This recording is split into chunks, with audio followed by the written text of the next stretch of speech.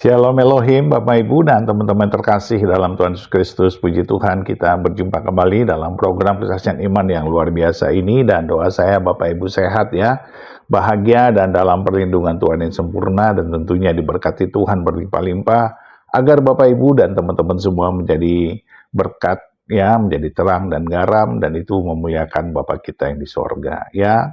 Berkat yang dari Tuhan harus kita bagikan, kita sharingkan dengan sesama kita agar semua orang mengenal kasih Tuhan, mengenal kasih Kristus. Puji Tuhan, haleluya. Baik, hari ini kita akan mendengarkan kesaksian dari Pak Dahlan ya, seorang ekstremis ya. Kenapa ekstremis? Karena beliau begitu radikal, beliau begitu anti Kristus, beliau membenci orang-orang Kristen, dan beliau mengganggu peribadatan gereja ya. 3 kali beliau merusak gereja dan akhirnya beliau mengalami hidayah di dalam Yesus Kristus karena beliau yang calon dai ya, seorang santri yang calon dai itu memperbandingkan kitab sucinya dengan Alkitab. Dan apa yang terjadi? Beliau mengalami kasih Tuhan. Dan mukjizat Tuhan juga terjadi dalam hidupnya ketika beliau disembuhkan Tuhan secara adikodrati. Bagaimana kesaksiannya? Kisah yang menarik ini, mari kita saksikan bersama-sama. Tuhan memberkati. Latar belakang saya dilahirkan di Jawa Tengah, di daerah Semarang bagian selatan, Bapak, Ibu, Saudara yang terkasih.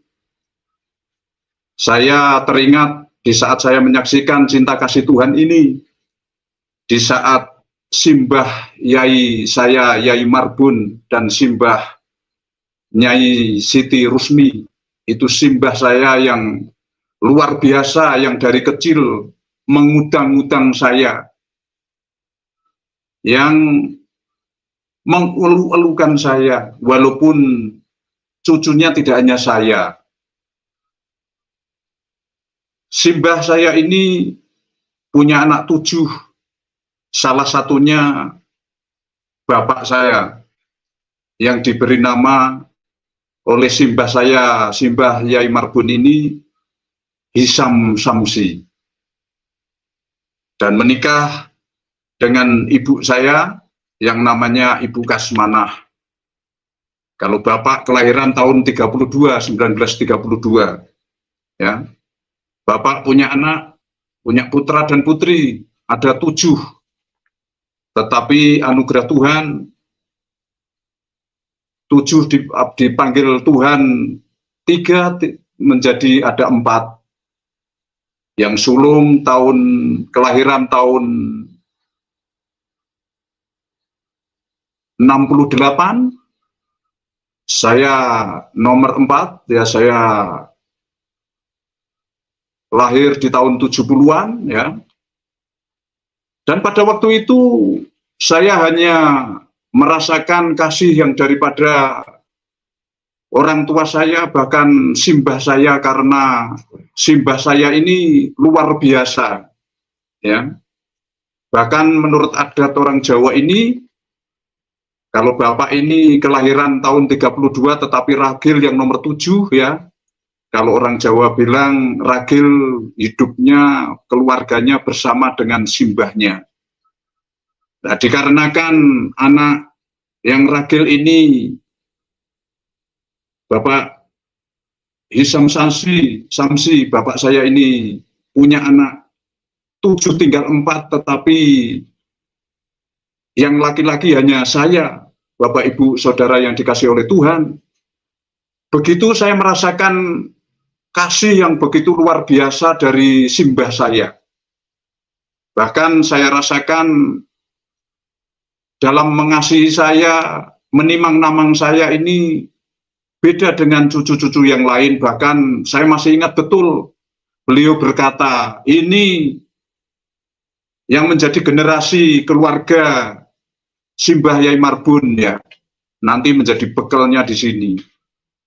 Pada waktu itu saya nggak tahu, Bapak Ibu Saudara yang dikasih oleh Tuhan, dikarenakan kami masih kanak-kanak, dan saya merasakan bahwa apa yang diperlukan oleh saya menurut orang tua saya, bahkan simbah saya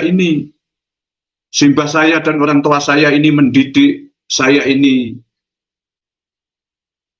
takut kepada Tuhan yang menciptakan halik langit dan bumi seperti keyakinan yang pada waktu itu imani. Dibuktikan Bapak Ibu Saudara yang terkasih. Dibuktikan bahwa saya ini dimasukkan sekolah, tidak hanya di sekolah sekuler, tetapi di pondok pesantren, salah satu pondok pesantren pada tahun 80-an, Bapak Ibu Saudara yang terkasih oleh Tuhan. Dan di situ, di samping saya di pondok pesantren, saya juga sekolah sekuler juga, dan saya mendapatkan pelajaran demi pelajaran yang menurut saya ini mesti aku harus takut, mesti aku harus betul-betul jangan sampai saya ini mengecewakan orang tua saya ataupun simbah saya. Bapak Ibu, Saudara yang dikasihi oleh Tuhan, saya di pondok pesantren tidak hanya 1 tahun, 2 tahun, 3 tahun, tetapi saya dari tahun 80-an sampai 87, 88, Bapak Ibu. Dan di dalam pondok pesantren itu kami belajar apa yang diajarkan oleh para ustadz ataupun para pemimpin yang ada di pondok pesantren tersebut. Dan saya masih ingat betul bahwa ada salah satu pengajar yang mengarahkan saya untuk memfokuskan dalam pembelajaran tartil, cara membaca Al-Quran dengan benar dan fasih ataupun dengan nada yang merdu, kira-kira seperti itu. Dan yang kedua untuk mendalami dakwah ataupun dai, Bapak Ibu Saudara yang terkasih oleh Tuhan. Bahkan tahun demi tahun kami belajar sungguh-sungguh. Bahkan dikarenakan saya lebih condong, lebih fokus ke tartil dan dakwah pada waktu itu dai, saya juga belajar dengan intensif khotbah-khotbah ataupun dakwah-dakwah. Menurut saya tahun itu ada dai yang terkenal, yang kondang, ada di Indonesia ini tahun-tahun segitu dengan inisial, ya, dengan nyanyinya yang luar biasa, ya. Dan yang kedua, ya, yang membuat saya ini semakin menggelora, semakin menggebu-gebu mendalami pengajaran-pengajaran ataupun mendengarkan khotbah-khotbah dai-dai yang beliau ini sampaikan. Bapak Ibu Saudara yang dikasihi oleh Tuhan, tetapi di saat kami ini belajar lebih sungguh-sungguh lagi cara membaca, cara dakwah, cara dai, Bapak Ibu Saudara yang terkasih, lebih intensif Bapak Ibu. Bahkan kalau menurut saya pada saat ini saya katakan mengakibatkan pikiran yang ekstrim Bapak Ibu. Tidak hanya fanatik Bapak Ibu. Kalau menurut saya fanatik itu luar biasa baik. Tetapi saya sampaikan dengan jujur, ke arahnya sudah ke arah ekstrim Bapak Ibu Saudara yang terkasih di dalam nama Tuhan Yesus Kristus. Bahkan setelah saya merasakan dan saya mengalami keekstriman itu Bapak Ibu Saudara yang terkasih, respon saya pada waktu itu, saya semakin benci kepada orang yang tidak Islam, Bapak Ibu Saudara yang terkasih di dalam nama Tuhan Yesus. Apalagi di saat saya mendengarkan khotbah-khotbah, orean-orean, kajian-kajian yang disampaikan oleh salah satu yang menjadi pandangan yang menjadi panutan saya pada waktu itu. Bahkan pernah mengatakan salah satunya, sering orang yang seagama dengan saya ini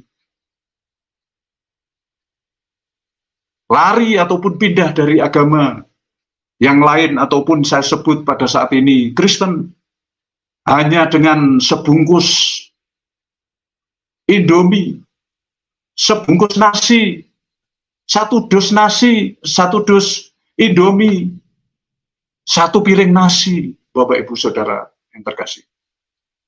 Atau bahkan ditambah-tambahi,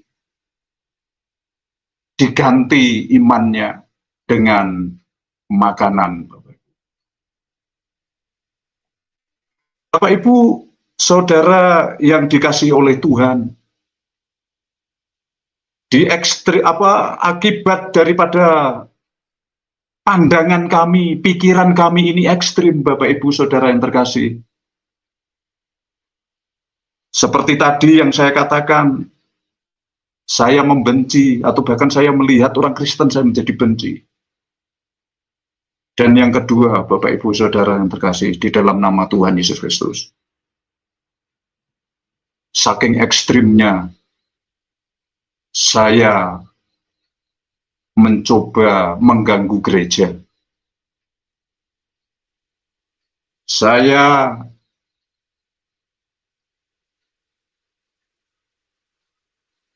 selalu membuat gereja ini tidak nyaman, atau bahkan saya ini merusak gereja. Kalau di dalam kehidupan saya pada waktu itu, di dalam daerah kami pada waktu itu tahun-tahun 89, 88 belum ada gereja, Bapak. Tetapi mulai awal tahun 90-an, 91, 92, mulai ada gereja di sana. Bahkan jujur, Bapak Ibu Saudara yang terkasih di dalam nama Tuhan Yesus Kristus, di saat saya ekstrim itu, betul-betul saya ini merasakan, menikmati keyakinan saya. Menikmati apa yang menjadi pengajaran demi pengajaran ataupun apa yang menjadi pengertian demi pengertian yang diajarkan oleh dai-dai pada waktu itu. Itu malah yang lebih banyak mengisi pikiran saya. Mengisi, membentuk, bahkan mendoktrin pikiran saya agar supaya kami ataupun saya ini lebih menghalang-halangi orang untuk beribadah kepada Tuhan, Bapak Ibu Saudara yang terkasih. Bahkan di tahun 89 sampai 92, 93 itu saya merasakan yang seharusnya saya masih punya masa depan yang cerah, masa depan yang baik, tetapi waktu-waktu saya mengikuti ajaran-ajaran ataupun doktrin-doktrin yang saya dapat dari pembicara-pembicara yang ada di luaran. Bapak Ibu Saudara yang terkasih di dalam nama Tuhan Yesus Kristus, itulah yang yang menjadi latar belakang kami ini. Saya harus lebih sungguh-sungguh lagi kepada Tuhan. Sekali lagi, saya dilahirkan dari keluarga yang taat beragama.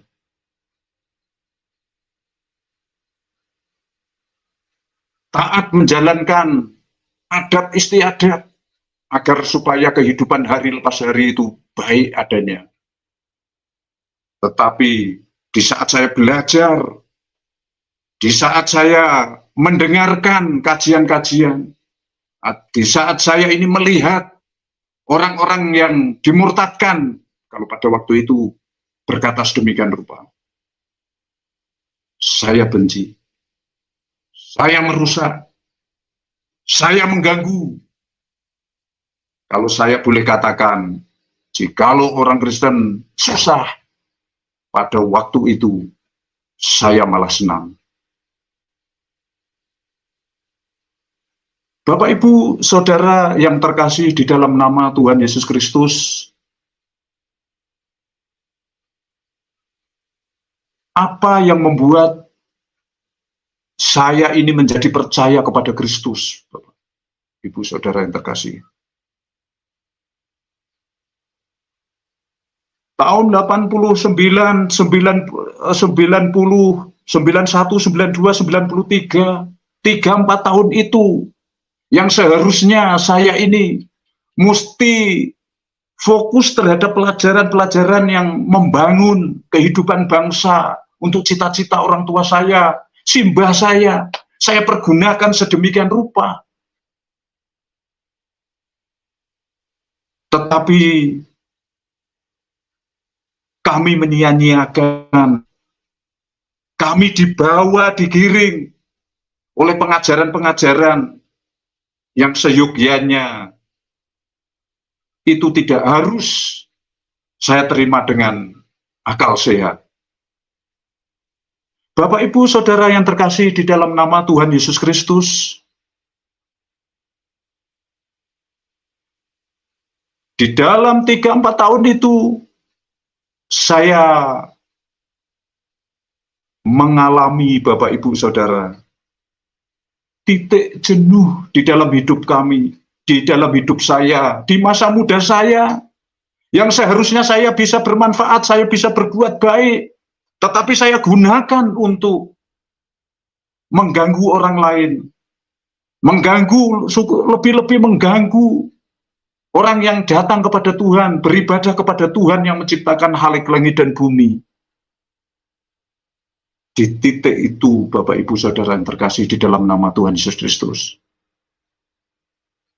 saya mengalami Roh Kudus. Walaupun saya itu pada waktu itu nggak tahu Roh Kudus itu apa, Tuhan yang benar itu apa, tetapi pada waktu itu, Bapak, Ibu, saya didorong dengan keras oleh Tuhan, saya yakini, yang menciptakan langit dan bumi, untuk saya ini harus mengkaji kembali, saya harus belajar kembali, saya harus meneliti kembali, saya harus kembali kepada ajaran Al-Quran yang menjadi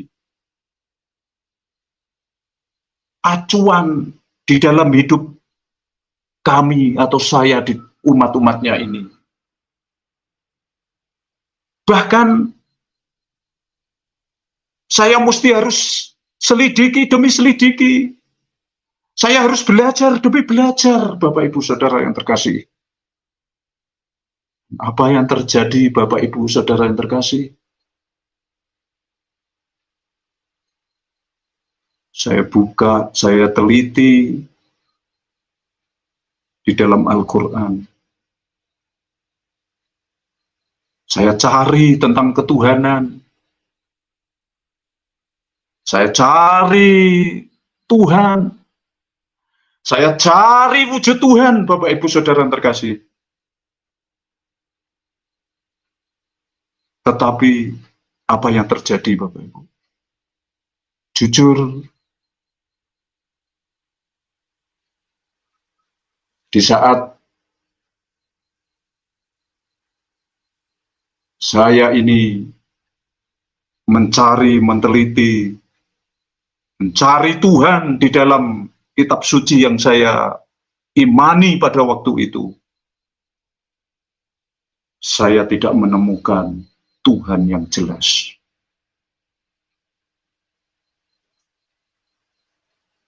Tuhan ada di sana, Tuhan ada di atas, Tuhan ada di awang-awang pada waktu itu saya mengimaninya.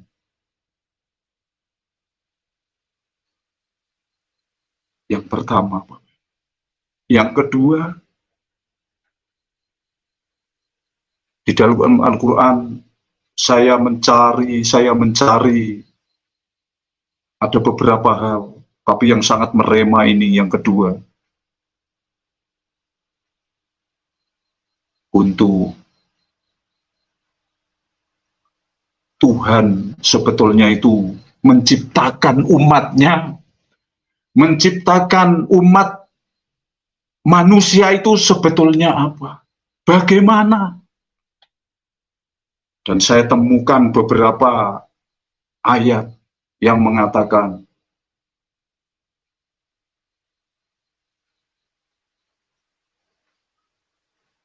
di surat atau di GS 53 An-Najat ayatnya yang ke-45.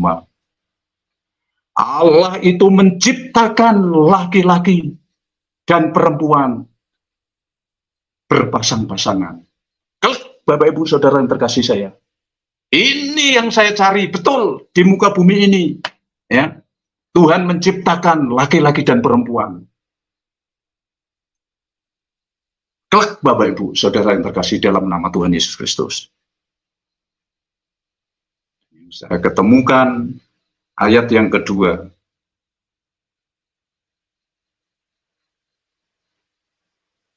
GS 2 surat Al-Baqarah ayatnya yang 223 Bapak Ibu. Di dalamnya yang isinya istri seperti ladang, istri seperti ladang, sebagaimana laki-laki ataupun suaminya mau menghendaki, yang memiliki kuasa otoritas yang besar itu dari suami. Dan saya bandingkan Bapak Ibu pada waktu itu, saya belajar di dalam surat An-Nisa, GS 4 ayat yang ketiga. Saya kaget Bapak Ibu Saudara. Nah di GS 4 ayat yang ketiga ini An-Nisa ini berkata,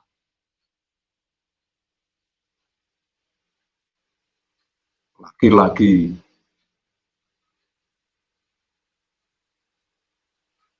menyenangi perempuan jikalau mampu boleh lebih daripada satu. Dua boleh, tiga boleh, empat boleh. Ini yang merema di dalam hidup saya Bapak Ibu. Karena di saat saya gundah, di saat saya kepingin kembali di dalam kejenuhan saya harus menjadi keluarga yang baik-baik. Tetapi di sini Bapak Ibu Saudara yang terkasih, di dua ayat ini Bapak Ibu merema di dalam hati saya. Ternyata kontradiksi dengan berlawanan dengan surat yang pertama yang saya bacakan tadi, GS 53 surat An-Najat ayatnya yang ke-45, yang mestinya betul-betul yang saya bilang tadi, Allah ciptakan laki-laki dan perempuan satu pasang. Ini istihad saya Bapak Ibu Saudara yang terkasih. Saya dikuatkan oleh dorongan kuat di dalam hidup saya, Bapak Ibu Saudara yang terkasih. Ini dari sisi Al-Quran, Bapak Ibu. Jikalau saya tidak menemukan surat-surat yang berlawanan, surat-surat yang kontradiksi, menurut saya, Bapak Ibu, bisa jadi saya ini tidak belajar ataupun saya ini tidak melihat sungguh-sungguh mencari pengajaran-pengajaran yang saya musuhi itu agama, yang saya musuhi itu.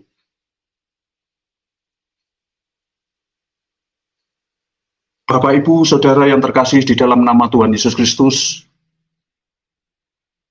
dan akhirnya di saat saya ini beristihad, banyak ayat-ayat yang kontradiksi, yang tidak cocok untuk kehidupan yang baik di muka bumi ini. akhirnya saya belajar. Saya mencari orang yang percaya kepada Tuhan yang saya musuhi itu. Saya belajar Alkitab. Tapi sebelum itu, kenapa saya mesti harus belajar? Kenapa pada malam hari ini saya merasakan, loh kok keluarga, kok suami istri? Karena jujur Bapak Ibu Saudara yang terkasih di dalam nama Tuhan Yesus Kristus, dari simbah saya, Simbah Yai Marbun dan Nyai Siti Rusmi dan bapak saya Hisam Samsi dan bapak dan ibu Kasmana. Dan saudara-saudara yang lain Bapak Ibu. Saudara-saudara orang tua saya. Saudara-saudara simbah saya. Tidak ada Bapak Ibu yang punya istri lebih daripada satu Bapak Ibu. Jujur Bapak Ibu Saudara yang terkasih, pada waktu ini saya belajar, walaupun saya pada waktu itu belum tahu kebenaran yang benar itu bagaimana, tapi saya melihat dari keturunan yang menurunkan saya ini tidak menyerminkan atau tidak mengikuti ayat-ayat yang sudah saya baca tadi, Bapak Ibu Saudara yang terkasih dalam nama Tuhan Yesus Kristus. Kemudian Bapak Ibu Saudara yang terkasih di dalam nama Tuhan Yesus Kristus, dikarenakan pada waktu itu saya belajar tentang masalah keluarga, walaupun pada waktu itu saya belum menikah Bapak Ibu. Bahkan saya belum kepingin mencari pasangan Bapak Ibu, tetapi saya belajar. Jikalau betul-betul saya nanti di kemudian hari saya jadi dai atau jadi pendakwah yang seperti yang diinginkan simbah saya, bapak saya harus bisa menjelaskan, saya harus bisa menyampaikan isi hati Tuhan. Dan akhirnya saya belajar di dalam Al-Quran, di dalam Alkitab, Bapak Ibu. Dikarenakan saya sebelumnya ya sering mengganggu gereja, sering merusak properti gereja. Saya datangi gereja ada 3 tempat itu.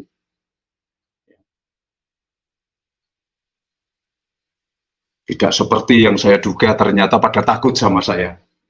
Pedih ya. Karena pada waktu itu ya, saya ini memang apa ya, ya bisa dibilang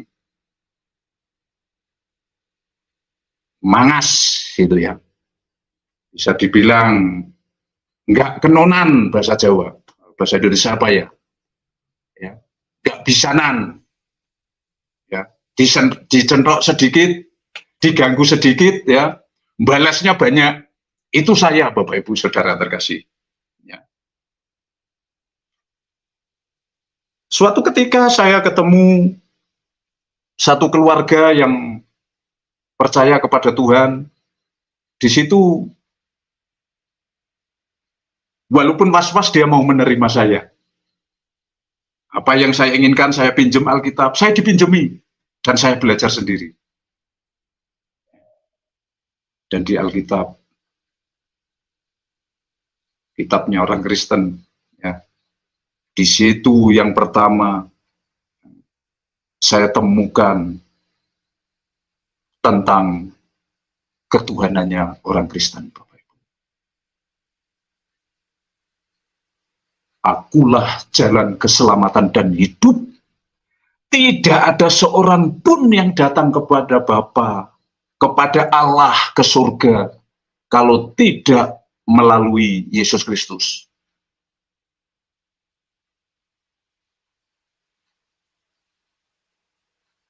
Mutlak, Bapak Ibu.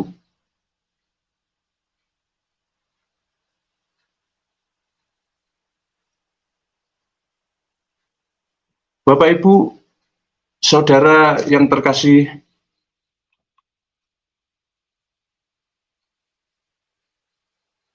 di saat saya pelajari dan saya seimbangkan dengan ayat yang ketiga tadi di GS tadi tentang kehidupan rumah tangga.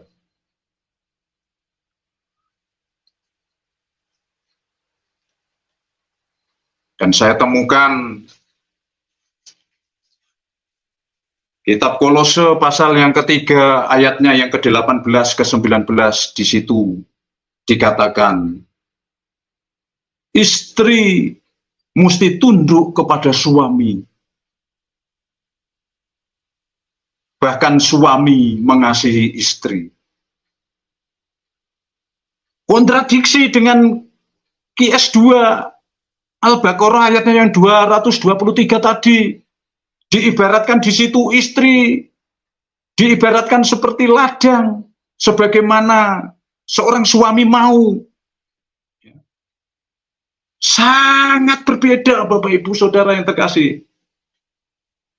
Sangat berbeda, Bapak Ibu. Di Alkitab mengatakan istri tunduk kepada suami. Bahkan suami itu mengasihi istri. Ada chemistry yang baik. Ada hubungan yang baik, Bapak Ibu. Tidak semaunya sendiri. Tidak semaunya sendiri, Bapak Ibu.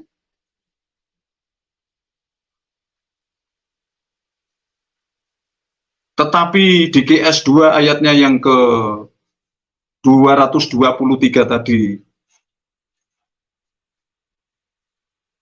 tidak muncul chemistry yang baik.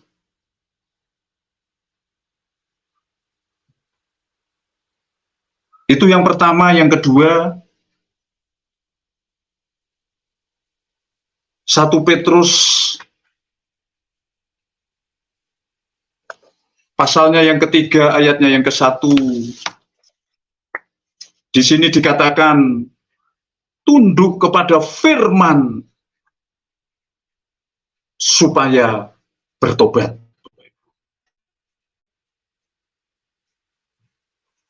Jadi istihad saya, Bapak Ibu Saudara yang terkasih di dalam nama Tuhan Yesus Kristus,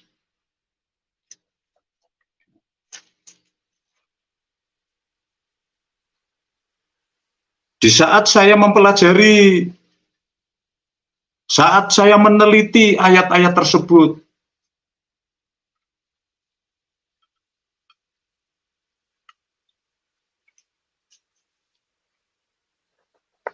saya mengalami damai sejahtera yang daripada Tuhan di saat saya menyelidiki, membaca kitab suci dari orang Kristen itu.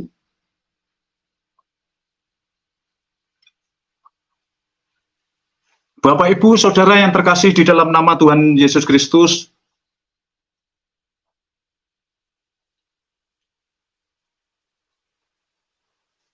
itu yang membuat Bapak Ibu Saudara yang terkasih di dalam nama Tuhan, dari ayat-ayat yang kontradiksi yang saya temukan di dalam Quran, dan ayat-ayat yang mendamaikan, mengalami damai sejahtera yang daripada Tuhan di dalam Alkitabnya orang Kristen ini, membuat Bapak Ibu Saudara yang terkasih di dalam nama Tuhan Yesus Kristus, jujur Bapak Ibu, iman saya ini goyah, Bapak Ibu.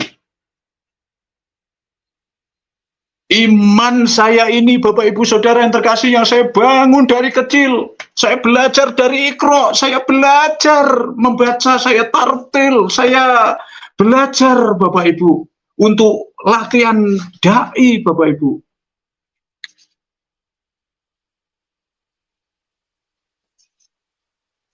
Di titik itu sampai puncaknya. Di situ sampai puncaknya, Bapak Ibu Saudara. Jujur, dengan berat hati saya sampaikan kepada diri saya sendiri pada waktu itu, saya harus memilih dari antara satu ini, Bapak Ibu.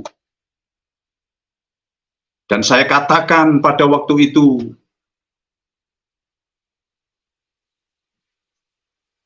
saya tinggalkan agama Islam dan saya masuk percaya kepada Tuhan Yesus Kristus, Bapak Ibu. Bapak Ibu Saudara yang terkasih di dalam nama Tuhan Yesus Kristus, jujur yang namanya agama apa pada waktu itu sebelum saya ini tinggalkan agama Islam ini, saya ini nggak tahu. Yang saya tahu itu agama hanya Islam pada waktu itu, Bapak Ibu Saudara.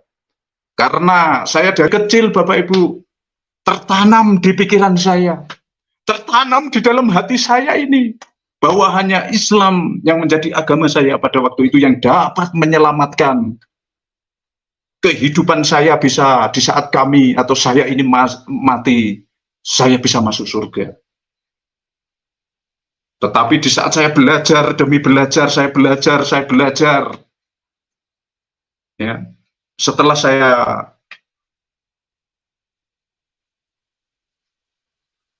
merusak properti atau merusak gereja atau menyalahi, memfitnah, ya, orang Kristen pada waktu itu yang percaya kepada Tuhan, yang kepingin mengembangkan di daerah tempat di mana saya lahir pada waktu itu. Dengan kerasnya, saya di depan tadi saya katakan, menjadi ekstrim. Bapak Ibu Saudara yang dikasihi Tuhan Yesus Kristus, setelah saya tinggalkan agama Islam dan masuk percaya kepada Tuhan Yesus Kristus,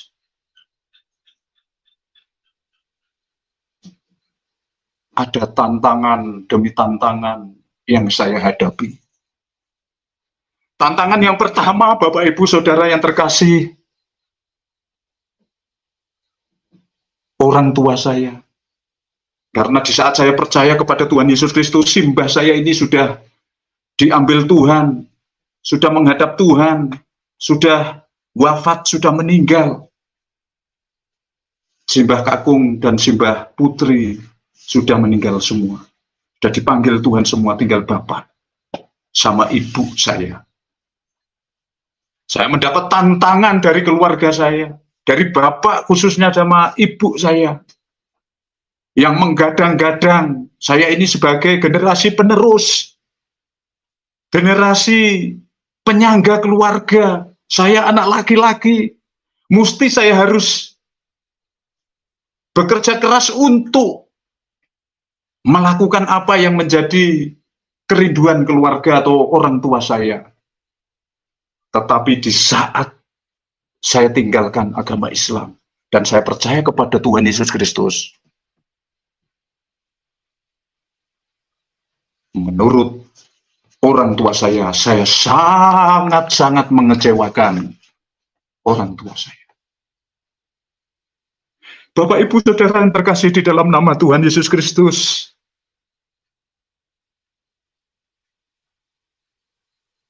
walaupun saya dikatakan saya mengecewakan, tetapi bagian-bagian kitab suci saya harus konsekuen memegang sebelum saya ini mengambil keputusan. Dalam kebenaran firman Tuhan katakan, barang siapa yang percaya kepada Tuhan harus memikul salib. Di titik itu, Bapak Ibu Saudara yang terkasih di dalam nama Tuhan Yesus Kristus,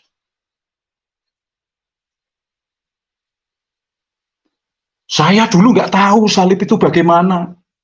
Yang saya tahu salib, ya, kalau teman-teman saya, guru-guru saya memberitahu bahwa kalau orang Kristen mati, ya, dipenteng, mikul salib, ya, disalib, dipaku kayak Yesus Kristus, lahirnya kok kandang pedus, kandang domba, Bapak Ibu. Pengertian saya seperti itu. Tetapi di saat saya menyelidiki, saya belajar kebenaran firman Tuhan ini,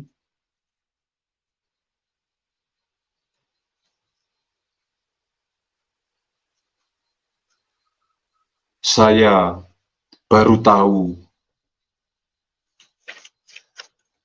saya harus memikul salib. Saya harus menerima penderitaan. Saya harus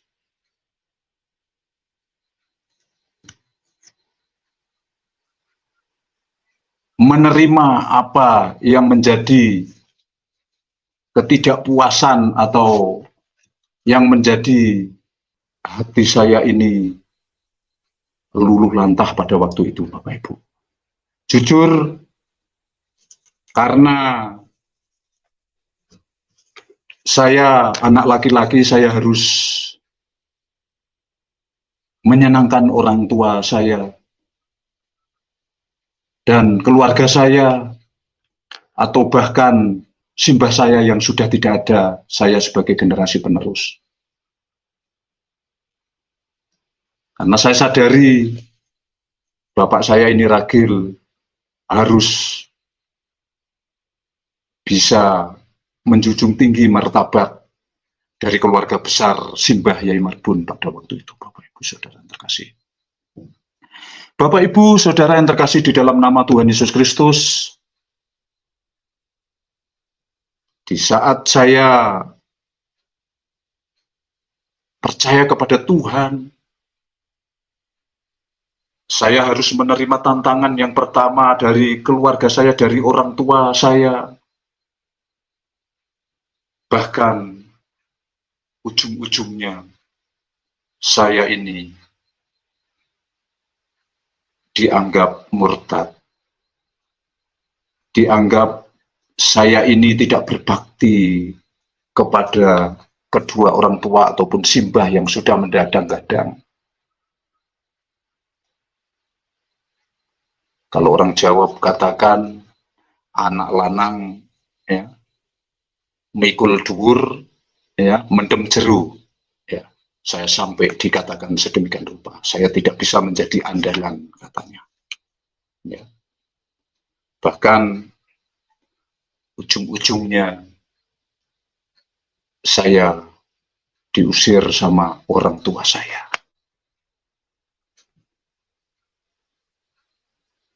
Di titik diusir, Bapak Ibu Saudara yang terkasih, saya pergi. Saya pergi, Bapak Ibu.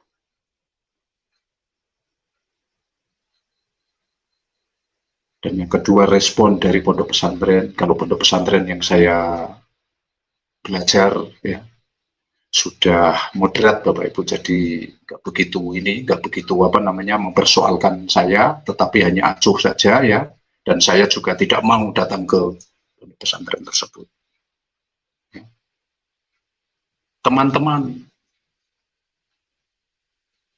yang biasa bareng-bareng bersama-sama dengan kami, satu demi satu meninggalkan saya. Yang saya ingat, ya, teman-teman saya menganggap saya ini murtad. Dan saya katakan, dan saya sadari bahwa jujur satu kampung, satu desa, satu kelurahan di daerah saya lahir, tidak ada orang Kristen pada waktu itu. Hanya baru memecahkan sejarah saya yang percaya kepada Tuhan Yesus Kristus. Dan resiko itu saya terima dengan lapang dada. Bapak Ibu Saudara yang terkasih di dalam nama Tuhan Yesus Kristus, lingkungan Bapak Ibu, di saat lingkungan tahu, jujur saya katakan,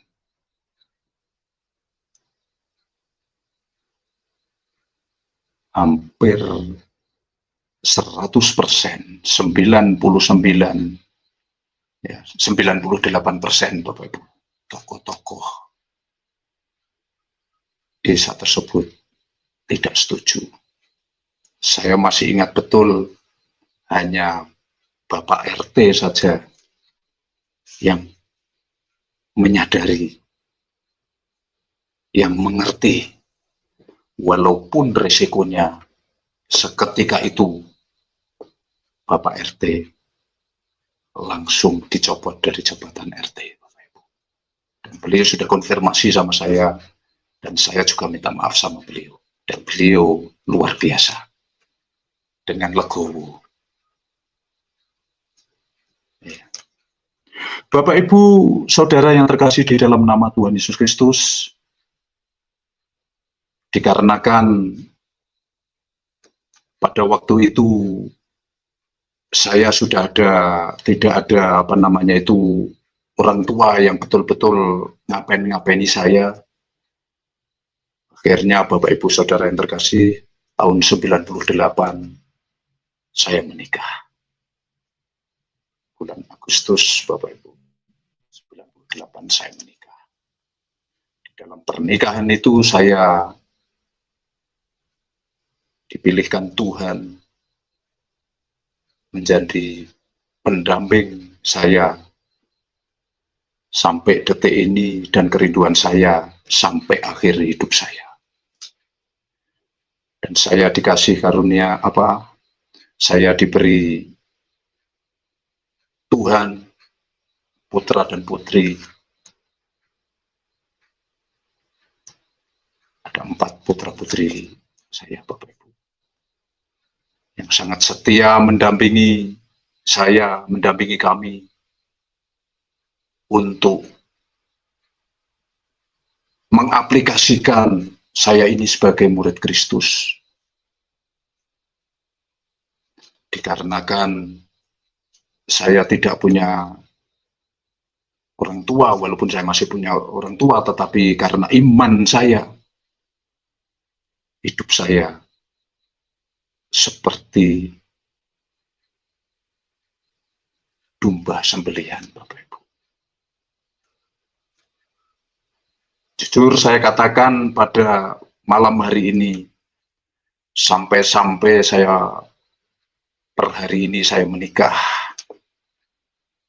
1 kali baru 23-24 tahun ini saya sampai pindah rumah itu 21 kali, Bapak Ibu Saudara. Kalau di luar sana, Bapak Ibu Saudara yang terkasih, mungkin mengalami seperti saya. Baru 5 kali, baru 2 kali. Jangan takut. Tuhan menyertai Bapak Ibu Saudara yang terkasih. Saya 21 kali. Bukan karena mencuri, bukan karena menipu, tetapi karena hidup kami ini bersama Tuhan. Walaupun kami ditolak oleh lingkungan, saya cari lingkungan yang baru. Bapak Ibu Saudara yang terkasih. Dan sampai hari ini, kami ditolong oleh Tuhan. Bapak Ibu Saudara yang terkasih di dalam nama Tuhan Yesus Kristus, di saat saya ini bersama Tuhan, mencari Tuhan, bergumul bersama Tuhan, bahkan mengalami penderitaan demi penderitaan yang menurut ukuran usia saya pada waktu itu, belum saatnya saya mengalami sedemikian rupa, tapi saya percaya kepada Tuhan. Saya mengalami ini oleh karena kasih karunia Tuhan, oleh karena pertolongan Tuhan juga. Dan di titik tertentu, Bapak Ibu Saudara yang terkasih, hidup kami ini juga mengalami banyak mukjizat, Bapak Ibu Saudara.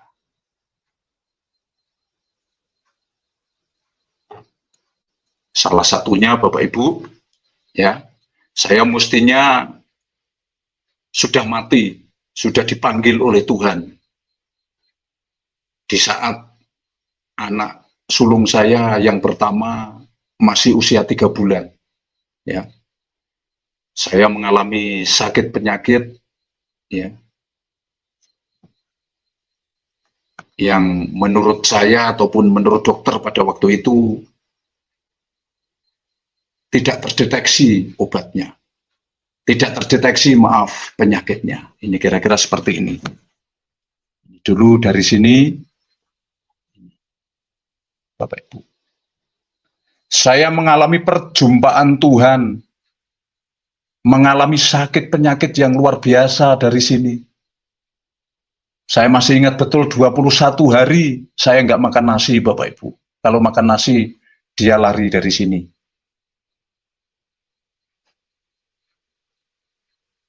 Kalau boleh saya jujur, apa yang kami miliki pada waktu itu, saya jual untuk berobat. Tetapi tidak sembuh, Bapak Ibu. Dan di saat tidak sembuh itu, saya tetap percaya kepada Tuhan. Saya tetap berharap kepada Tuhan, Bapak Ibu. Ini dari sini, Bapak Ibu. Kepada Tuhan. Ini. Masih bekasnya masih ya. Kelihatan ya, Bapak Ibu. Kelihatan ya, Bapak Ibu. Ya, ini.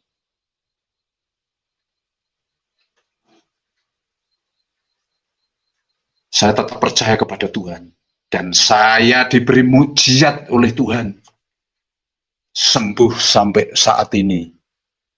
Tidak kumat. Bahkan dulu ini lubang, jadi tertutup, walaupun masih membekas, Bapak Ibu. Stigma yang daripada Tuhan, yang membuat saya ini harus mesti cari Tuhan terus-menerus. Apapun yang terjadi, Bapak Ibu. Karena saya harus yakin dan percaya, rancangan Tuhan adalah rancangan damai sejahtera. Dan saya yakini, kami, keluarga besar kami ini, masuk di dalam rancangan Tuhan.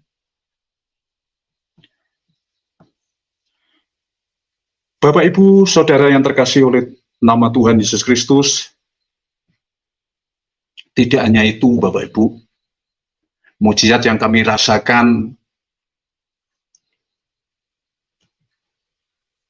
yang lebih daripada itu, saya diberi kesempatan untuk ambil bagian pelayanan di ladang Tuhan.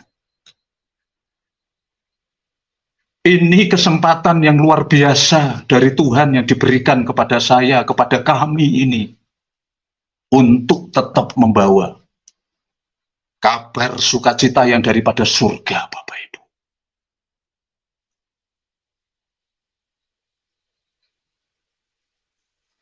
Dan saya rasakan dan saya merema di dalam hati saya, di pikiran saya, Bapak Ibu. Di dalam kitab Kolose pasal yang pertama, ayatnya yang ke-5 dan ke-6. Tuhan menyediakan pengharapan hanya terhadap Injil, Bapak Ibu. Tuhan menyediakan pengharapan hanya kepada Injil. Itu dari surga, Bapak Ibu. Itu yang saya cari sampai saat ini, Bapak Ibu. Itu yang saya cari, Bapak Ibu, Saudara yang terkasih.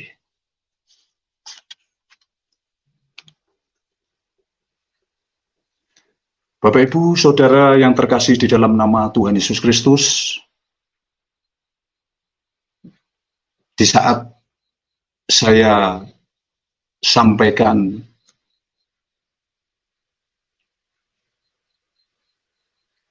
kebenaran firman Tuhan, satu kitab Kolose ini, kitab Kolose pasal 1 ayat yang ke-5 dan ke-6.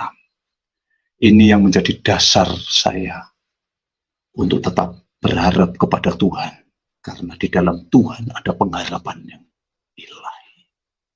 Saya rindu nyanyi satu kidung pujian, kekuatan di dalam hidup. Kekuatan di hidupku, ku dapat Yesus.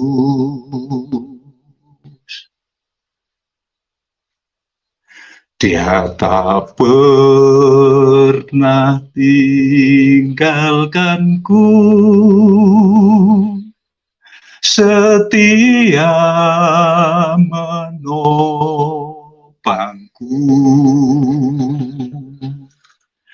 berseru berharap dalam Yesus. Ajaib Kau Tuhan, penuh kuasa, sanggup pulihkan keadaanku. Dalam tangan-Mu seluruh hidupku tak akan goyah selamanya, tak akan goyah selamanya. Tidak sedikit Bapak Ibu Saudara yang terkasih, di saat kami mengalami penderitaan demi penderitaan, tidak sedikit orang berkata, saya katanya kena azab yang daripada Tuhan. Tetapi pada malam hari ini saya katakan, itu tidak azab. Tetapi itu adalah ujian yang daripada Tuhan. Didikan yang daripada Tuhan, yang diberikan secara khusus terhadap kami, Bapak Ibu. Terhadap saya. Sekali lagi saya katakan, dalam penderitaan demi penderitaan yang disampaikan oleh orang terhadap saya. Jujur saya katakan, data kita siap. 21 kali kami berpindah tempat. Tidak sedikit yang berkata, saya kena azab. Saya kualat dengan agama Islam. Tetapi saya katakan pada malam hari ini, saya tidak kualat. Kami ini tidak kualat. Kami tidak kena azab. Tapi kami diproses oleh Tuhan, dididik oleh Tuhan untuk menuju pengharapan yang daripada Injil Kristus itu yang kami imani, yang saya imani. Mungkin sekiranya sementara itu dulu, Bapak, Ibu, Saudara yang terkasih di dalam nama Tuhan Yesus Kristus, yang bisa saya sampaikan, yang bisa saya saksikan kepada para pendengar, para pemirsa, dimanapun berada. Inilah kesaksian perjalanan kehidupan saya. Dan saya yakin dan percaya, Tuhan punya maksud yang besar di dalam hidup saya dan kami dalam keluarga. Puji Tuhan, puji Tuhan, puji Tuhan. Tuhan sangat mengasihi dan memberkati Pak Dahlan, seorang calon dai yang akhirnya mengalami hidayah di dalam Yesus Kristus karena memperbandingkan kitab sucinya dengan Alkitab. Dan Tuhan menjamah beliau dengan begitu luar biasa, sehingga beliau tahu bahwa Tuhan yang satu-satunya menjadi penyelamat dunia hanyalah Yesus Kristus Tuhan. Nah Bapak Ibu, mari kita semua terus bersafaat, kita terus bersaksi, kita terus mendoakan jiwa-jiwa yang terhilang di Indonesia ini. Kita tidak tahu siapa mereka, tetapi kita hanya berdoa. Bapa, jamahlah setiap jiwa yang belum mengenal Kristus, supaya mengalami kasih-Mu. Datanglah dalam mimpi dan penglihatan kepada mereka. Berikan mereka hikmat daripadamu, supaya mereka mengalami hidayah di dalam Yesus Kristus ketika mereka membaca kitab sucinya. Dan Tuhan pasti menjawab doa kita, karena kita merindukan jiwa-jiwa yang terhilang ini diselamatkan oleh Tuhan kita Yesus Kristus. Puji Tuhan, haleluya. Tetaplah semangat, tetaplah setia, tetaplah di dalam Tuhan. Dan Tuhan pasti memberkati kita dengan limpahnya, sekarang dan sampai selama-lamanya. Di dalam nama Bapa dan Anak dan Roh Kudus, di dalam nama Tuhan Yesus Kristus. Haleluya, haleluya, haleluya. Amin, amin, amin, amin.